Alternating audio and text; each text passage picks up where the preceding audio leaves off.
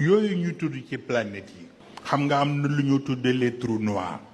Les trous noirs. Ces objets, si on peut les nommer ainsi, dépassent véritablement l'entendement. Certains ont une masse de plusieurs dizaines de milliards de fois la masse du Soleil.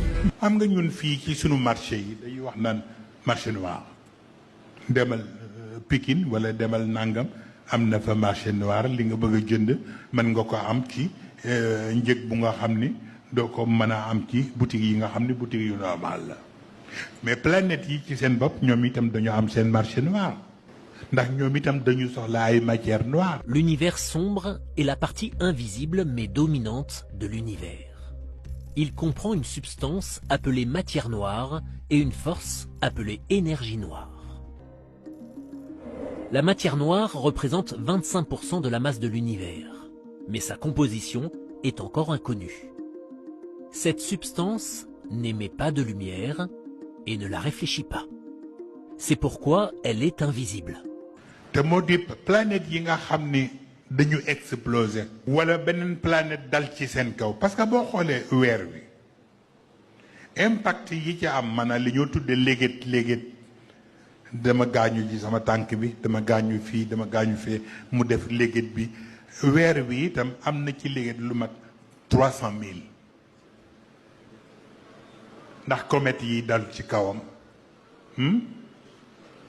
ak astéroïde yi dal ci kawam wàññi nañ ci li ñu mën a xam ñoom scientifique lu mat 300,000 yu dal ci kaw weer wi te bu daloon ci kaw suuf si rek ñu al ko. Si cette météorite tombait sur New York aujourd'hui, elle détruirait la majeure partie de la ville. L'impact laisserait un cratère de 1,3 km de large.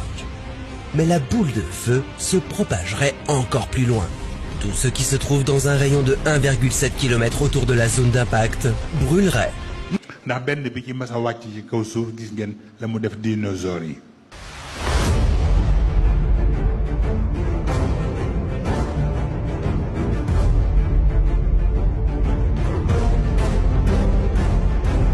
mais trou noir yooyu ñu di leen tudde ay marché noir. ngeen defe ni c'est comme ni ay accident de amee ngay gis ñuy dem di fekk oto yi accidenté ñuy daj yi yenn pièces yi di ko yóbbu seen atelier pour di ko noddanti pour defal ko beneen oto mais ñoom itam foofu marché noir bi day am ci ñoom.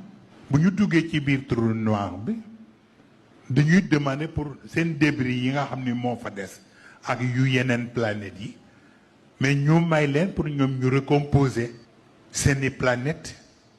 Quand de la matière s'approche trop près d'un trou noir, celle-ci se retrouve emprisonnée. bu ñu paree génnaat mais bu ñu génnaatee du ñu nekk ci même position bu ñu nekkoon loolu tax jamono bu ne yàlla def extension. L'expansion de l'univers s'accélère et c'est une force inconnue qui en est à l'origine. Scientifique yi loolu moo leen jaaxal.